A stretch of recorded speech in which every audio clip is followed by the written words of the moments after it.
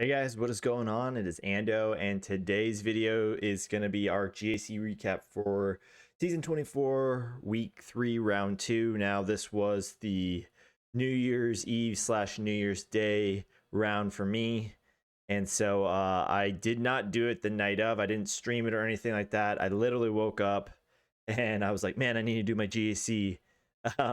Still probably feeling some effects from the night before. And so I'm going to add my commentary over this now. I didn't obviously do it when at the time I just recorded this on my phone.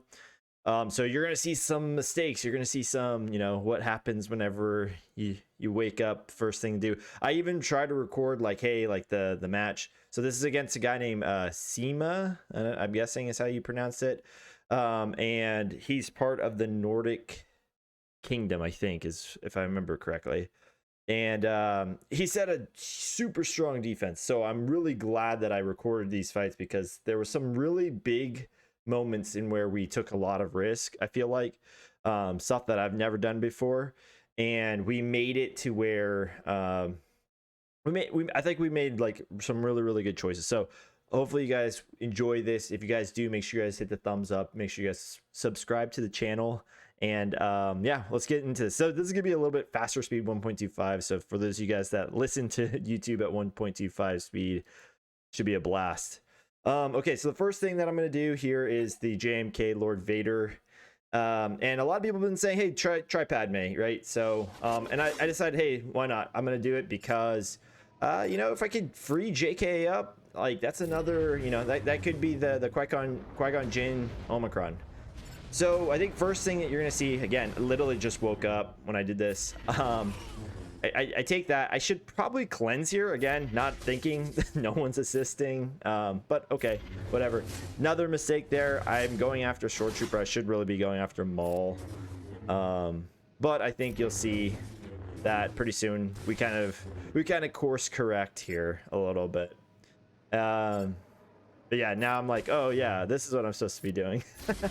I really I cannot stress to you guys. I was actually doing this in my room with my wife right next to me, pitch black, like still feeling the effects, like kind of partying. So this time I waited for their ult to go off. Again, probably didn't need to do that because we're going to cleanse right here. And then you'll see he did his middle ability and now he's going to do this, right? So another mistake on top of all the mistakes we've already made. Again, give me a little bit of slack here, right? We're waking up after a pretty rough night.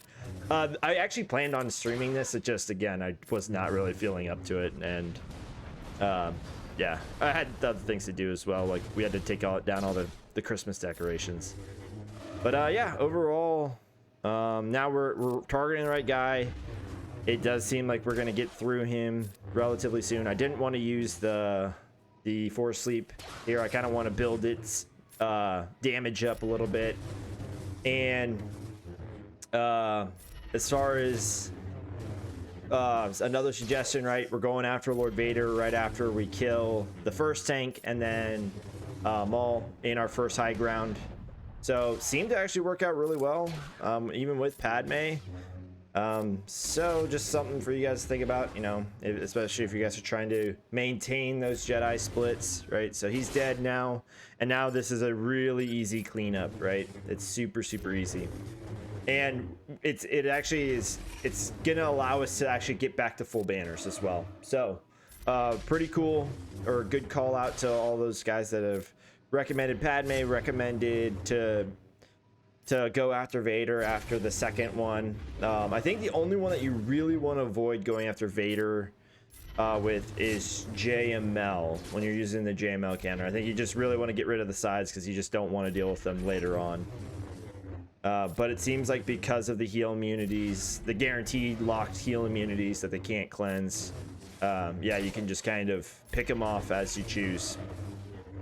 And I believe we start this off with a 75, so pretty strong effort there, even with all those mistakes, right? So pretty cool. Okay, so he left out a Ray for me. It's kind of Ray trash, but still wanted to take in my JML here. I'm really glad I decided to take in JML. I was contemplating C, but you'll see, no pun intended, that I think this was the right choice. So open up on Ray here. and I just like to get Ray into damage immunity, especially in this lineup, right? Not really a huge taunting tank mechanic here. And then I just decide, hey, can we take out other people, or can we get other people into damage immunity, right? I want to just kill Scab Ray, and boom, Cam does Cam things. Excellent. And again, now the damage immunity is off, so we're just going to go all in on Ray. And Cam is the damage dealer here, right? So we really want to maximize any damage we can on Ray this opening blast. So she's got her ult, so this is a race now, right? Add a second armor shred and boom, she's gone. And now this is really just like, hey, you're gonna see me do some things, right, to try and maybe potentially get back some banners. So we're gonna waste some time. Basically the fight's over, right? There's no real we have 3.5 minutes left. There's no way that this really ends up in a loss. Really just more or less trying to figure out, hey, how can we maximize our banners here. So like I said, you're gonna see me do some weird stuff. You're gonna see me do some heals on some people to try and hopefully give them some more protection. And again, some of the stuff might not even make sense because again, I'm still waking up. Second fight though, after I think this fight though, like I start to really like key in because these were sort of like the gimmies, right? I wish I would have. I did actually record the defensive breakdown, but I don't know what happened to it. So again, kind of a little bit intoxicated whenever I first started this. But yeah. So we're gonna finish off Vet Smuggler, Chewbacca again, trying to top off any protections that we can. We missed 2, but again, a 63, not bad overall. Okay, so this is a gamble. This is an R8 Grievous. I just lost to R7 Grievous, the same like team like the night before or the match before. This is really an RNG, right? So this is a lot of, I won't say there's some skill involved, right? Like you got to know when you can accept a hit, when you can, when it's best to, you know, just heal up like that, right? Like there's certain times to do certain things. So the beauty of this right now is that Grievous is about to go anyway, so might as well try and get some revives so we boost up our Daka's health and while we boost up her turn meter. Okay, so again, just building up Daka's max health before Grievous kind of gets his opportunity to do the same as well. All right, and luckily we get a kill from Zombie. We love those. All right, 2 more kills there, right? So we're gonna bring him back here, but unfortunately we are stuck on this taunt, so we're gonna kill. We're gonna get an AOE. Not a great situation, right? Like this is a lot of times where things go wrong. I don't get the best revive here, but we're gonna make it work. Hopefully there's some more kills, but Daka is now 1 turn away. Yeah, and that's a really bad situation though. Like you really want her revives going off all the time. I didn't get Saj back. She's kind of a really big key in all this. And yeah, so we get another it's a better revive. I'll say that it's a better revive. We're stuck on a taunt still, so we got to figure out, hey, what do we want to do? I want to give Daka some turn meters, so I let that happen, and we get a revive, and it's pretty much done for here, right? His attacks, you can see, are not doing as much damage every single time. We've got Plague on him, so we can start landing stuns whenever we want to. And there's the stun, and now it's just more or less getting our spirit back at this point, and everyone at full health, which we've got now. So we got lucky here. Like honestly, like this, whenever this counter works, like I said, there is some skill, but there is also some RNG, right? If Grievous just decides to roll up and throw 1 or 2 more hits on Daka, like earlier on in that match, Daka dies and I pretty much lose this match. Now this one was an interesting one. I did not know if this was gonna work. This is an Omicron Zam, and so this team is gonna move extremely fast, right? So here they are. But the good news is that B2 is going to kind of interrupt some of that stuff, and he's going to, anytime he lands a debuff, he's going to give them turn meter, right? And if we can land some target locks, we can really get some turn meter going. So And I thought to myself, like, the only thing that can really screw us here is if Mando gets the contract and if he annihilates Grievous, right? Like, that's really the biggest thing. So this is me again. We're hitting target locks to give our Grievous some turn meter, and you'll see me kind of spread out. We want to give target locks to as many people as possible. So we gave one to OG Mando, and here we go with an AoE again to give more to give more target locks, so we get more turn meter. And bottom line is once Zam is dead, her Omicron stats kind of, you know, like that's kind of it, right? Like that, like you get rid of a lot once that happens. So boom, Zam is gone, and now we are left with like just the core team. Again, you know, B2 in this is actually the MVP, right? Like these guys are at a very high speed because of the Zam Omicron, but like because they're proccing his turns by hitting other Separatist allies, we're actually getting a ton of turns in between all that. And right there, I killed Mandalorian because, you know, it's gonna be harder for him to get, even if they do get their contract right now, which I think they're pretty far off from, to be honest. But even if they get it, yeah, they're kind of screwed, right? Like he's really close to dead now. He is dead, and this seemed to just really work. I was super glad. Like this was like one of the MVP plays, I want to say. Like Grievous on offense proving to be very, very valuable. And so yeah, now it's just a slow kill here. It's great. But yeah, I was really happy because, you know, again, that Omicron, that she adds a ton of speed. We've proven that she can do a lot of cool things. Seen a lot of people get holds from it, so I'm happy with this. And I think it's like a 62. Yeah, so 62 banners against Omicron. That's not too bad. So we finish up the back wall. There's no Omicron. I was checking to see if Dash had an Omicron. He doesn't. But they put C back here, right? And that's I didn't see that from their history. So again, we have a 4 GL defense. That means so I feel pretty good about my defense and the split. So if we can get this kill, right? And sometimes he did me a favor actually by putting only a single tank, right? Single tank is the easiest one in my opinion. So if we can get this, then we're good. I think we're golden. Okay, so they open up on JKR. You swap the turns here with JKL. You stun everyone, and then you just are really kind of gunning for the tank. All right, so you're gonna kill the tank while Red Trooper is stunned, and then he comes out, and then you give your ability blocks out here, and then I want to get rid of, as long as the ability block lands, I want to get rid of Sith Trooper. Now I'm checking over there because First Order officer is not ability block, but he's so low on turn meter that I feel okay about this. Again, want to get rid of him. I was checking to see if we could actually ability block Supreme Leader Kylo. We couldn't, obviously, but we can here. So we get the ability block. Beautiful. And then I don't want First Order officer to mess anything up, so I kill him next. And then one shot Hux, right? And now it's just, this is, when this happens, it's beautiful. As long as you land the ability blocks appropriately, everything seems to work out just excellent for this counter. I pass it back over to Hoda so that way I can call in Bastila, even though we already had the ability block. It's just nice. And here we go. Last call to assist. Oh, never mind. Oh, Bastila even gets the kill. Look at that.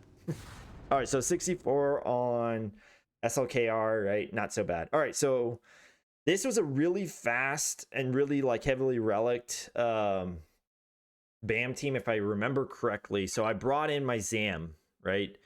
And my Zam Omicron. And made me go first, right? So this is kind of the thing. Get a few attacks in here, right? And then I think you're going to see me go for Queel. Oh, maybe not. Maybe not. But we're already at contract, so I know we're just gonna nuke the BAM, which is great for us. And I'm just going after IG-11 just because, honestly, I don't know why. probably a mistake. But here's where I did a little bit of a mistake, right? Because you can see here that I'm not critting Queel, right? And I don't remember if there's something in his kit inherently, or whether or not this guy just was like really like got some anti-crit or crit avoid, but I just never crit him. And I can't remember if that's something in his kit or what. But I'm not generating turn meter, right? And I lost Aurra because, well, she's gear 12, and that's just what's gonna happen with my Aurra. She's basically, if you sneeze on her, she'll die.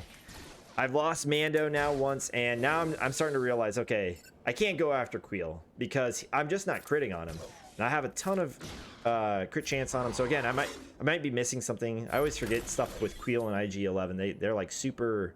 They've got some really weird interactions that I always forget about. But here we go. So you saw there, I crit on IG-11. I'm boosting up turn meter, and I can get things right again, and that's really important here. All right, so we have another Annihilate. I'm gonna take out Nest. She one shot my Mando. I think it's really important. And here I go again at Quill. I'm not sure why. I think that's a good idea, but apparently I do. And then I just decide, hey, I'm just gonna kill Queel because this guy's not giving me turn meter. And so yeah, other than that though, like I think right at this point, like is when I know, hey, we're gonna be fine in the match.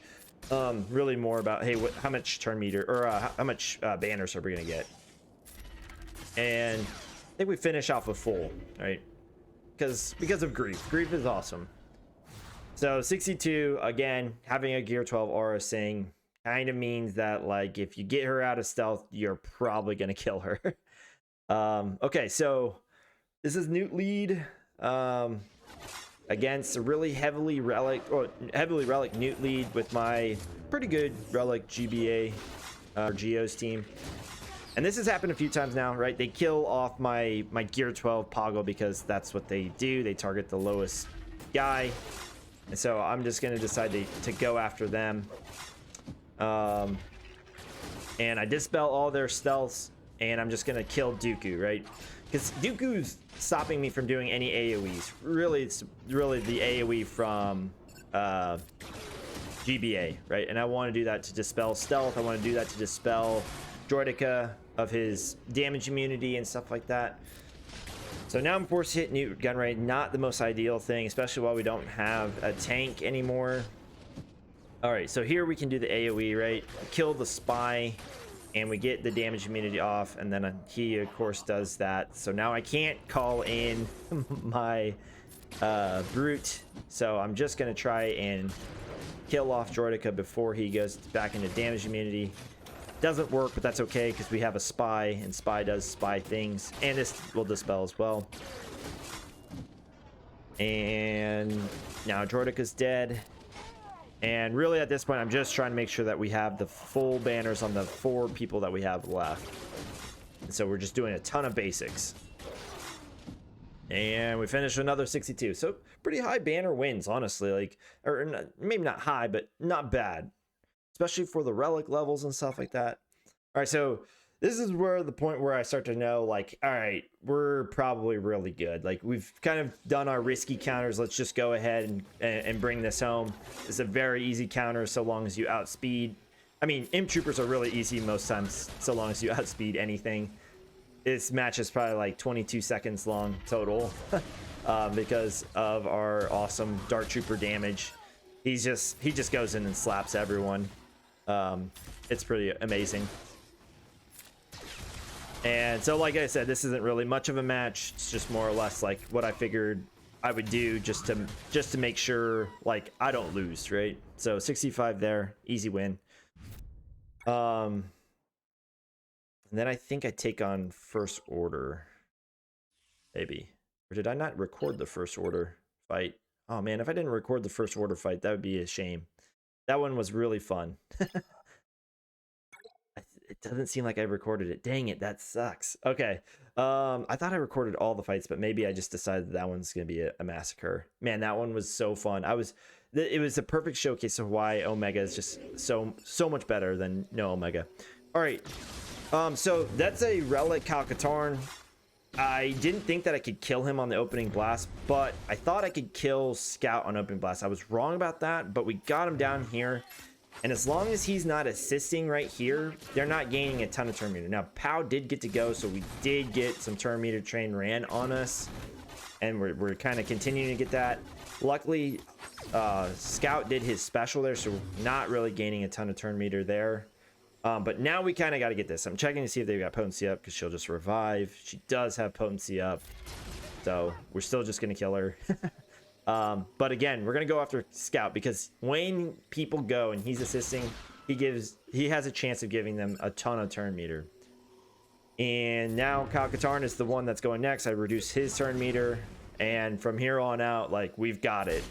So definitely probably not the best way, but this Calcatarn was 300 speed, and with 30% turn meter on top of that, he was a monster, like, speed wise. So I had nothing in my roster to outspeed that, to quite honestly. You know, gear 13 relic 5, he was 301 if I remember it. Oh, here it is. Okay, so I guess it wasn't a first order. I guess it was Dash Run Dart. Okay, so this is why I decided this one.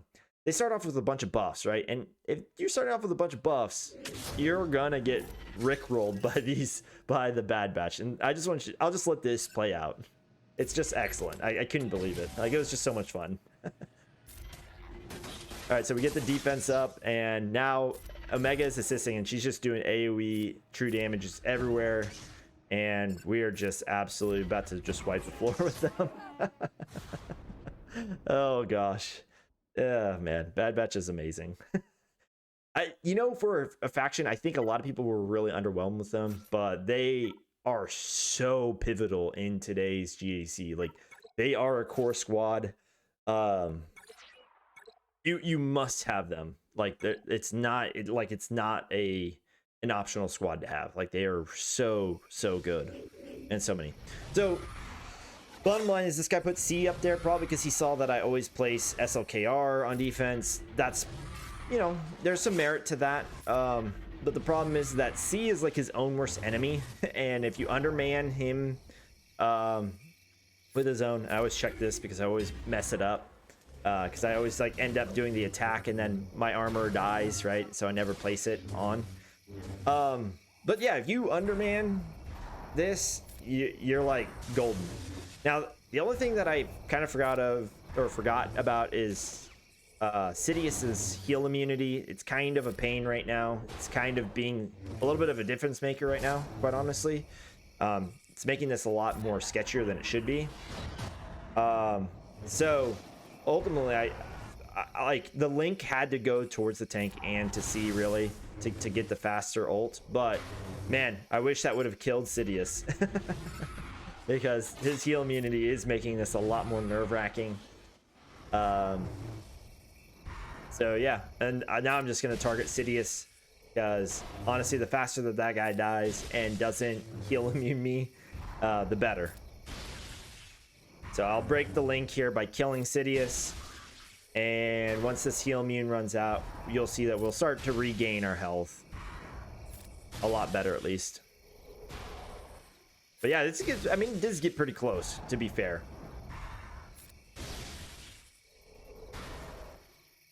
All right, a zap and then one more. Yeah, that heal immunity really actually took away a banner. It probably maybe even took away two. But no problem. Okay, so this is Fleets, right? He gave me a Executor and he gave me some Empire. I like to run the TIE Fighter method. There's a lot of RNG involved in this, right? There's ways that you can mitigate it, and there's certain things that you might just have to get comfortable with if you're going to run this counter. But there's definitely some RNG, right? Because depending on who spy marks, right, depends on how successful the counter can be. So first I target Bossk to get the foresight, and hopefully they target him, and they did. In this case, they did target him, so we got kind of lucky there.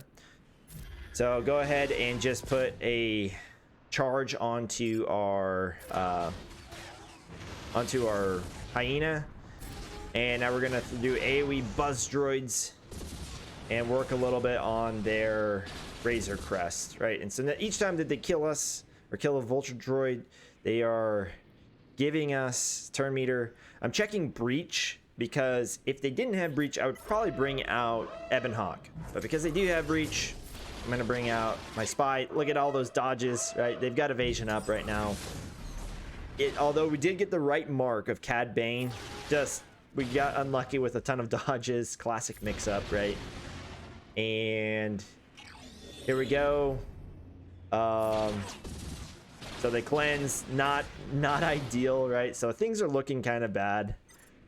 Decide to go ahead and bring out Ebon Hawk. I'm glad that they just chose to bring out Maul ship. Honestly, I find that ship silly, and why it's still coming out like really high on the priority list is kind of just silly to me again. All right, Ebon Hawk, sweet. Thanks for doing what you did. So I'm gonna go after Mando here, I think, if I remember right. Either way, though, all these out of turns are gonna make their Houndstooth go quicker, or give them a lot of turn meter. But at this point, if we can just survive long enough, we should be good. And they do actually end up targeting my Hyena, which is a lot of times not so great, but I've got 5 charges on him, so he's actually pretty tanky at this point. Okay, so I'm gonna go ahead and give it AoE Buzz Droid, get some weakness on some people, and I really want to take care of Bossk if I can. Right, he's kind of like he's the next big deal. Now, sometimes you want to call in another one, but during this point I said, hey, the call to assist is going to be enough to kill Bossk. That's good enough for me. And then I just decided to go after the most turn meter, the biggest turn meter on the ships, kill that, and boom. Got a 62 on it, right? So again, a little bit RNG. Sometimes that doesn't work out for you, sometimes it does. And the final match here with Empire. I choose to use my Finalizer against these. I know some people use Rebels, but personally, this is how I do it. So I always hunt Darth Vader, and then you're brought into Sith Marauder, and then as long as you just target Sith Marauder, like your Kylo Ren will destroy a Sith Marauder. So he's gonna get dazed because he did get a bomb on him, or whatever they're called. But like I said, he kills them pretty easily. And now we're just going to try and work on ITB. Now this is the tanky ship.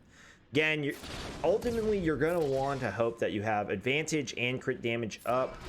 That is like the two big things. If you can do that, you can usually one-shot or get really, really close to one-shotting Imperial TIE Bomber, especially like right now where he's kind of chilling at half health or half protection.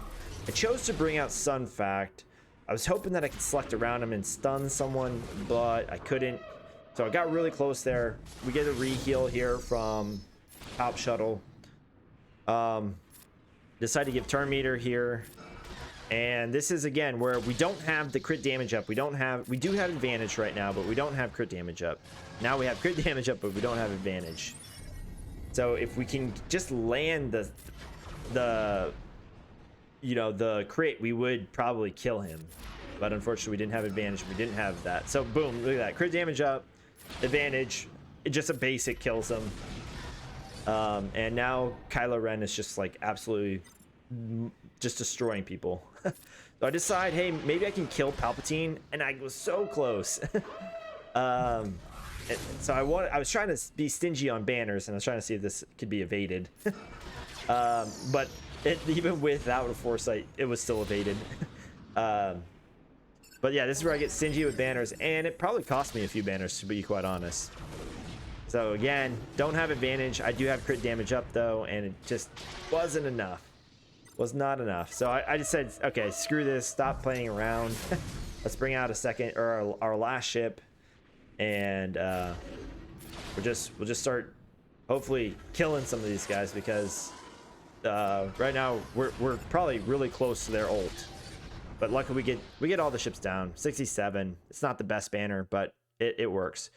So that's gonna cover it, guys. Oh, I guess I'll let the scoreboard play out, but we finished out with a full clear and a 1707. against 4 Galactic Legends, a defense, and quite a few crafty ones, like a crafty, you know, Omicron, Zam, you know, a full-on Dash team.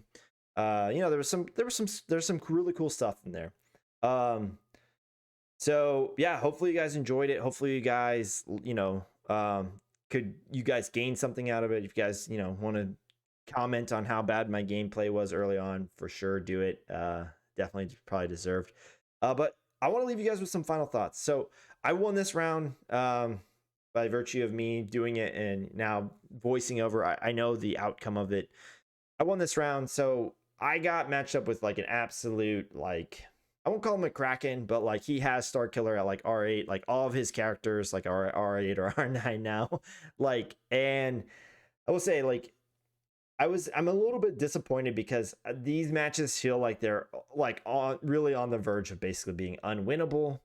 But what I kind of want to say to everyone is don't get down on that, right? Like don't focus too hard on that stuff, because while I know winning feels great and we all want to win, and sometimes these matches seem like really not fair, what I will say is take it as like a, you know, a badge of confidence, you know, or a badge of honor, if you will, that you're facing these accounts that you shouldn't really necessarily be facing, but like because you're doing so well, you're obviously facing these accounts. So just take that for what it's worth. I know like it probably doesn't mean much because you really want to win, but yeah, at the end of the day, you know, you're gonna find out. Like there are just, like, let's just face it, like there are people that are gonna pay that have an advantage over you, and sometimes you're gonna be able to overcome it. Sometimes it's just gonna be too much, and that's just something that we're gonna have to get used to in this new GAC. Whether you like it, you love it, or you hate it, you know. If you hate it, I guess what I'm trying to say is maybe change your frame of thought, because I think if you continuously hate it, you're going to really just find yourself in a really bad and negative spot. And usually that ends up, you know, being the end of the game for you. And if you don't want this to be the end of the game for you, you know, like I said, changing your framework and your frame of thought on how these things are going, like that you are so good that you are being matched up against people that have a greater roster than you, can also be a compliment. So thanks guys. Again, if you guys like the video, make sure you guys like it. And if you guys, you know, choose to support us by hitting the subscribe button, I would be, you know, ever grateful. And I will see you guys in the next one.